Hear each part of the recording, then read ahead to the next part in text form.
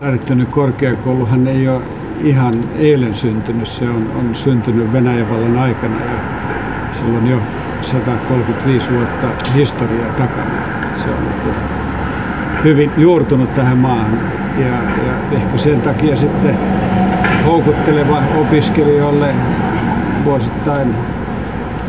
Tänä vuonnakin vajaa 3000 opiskelijaa haki tänne.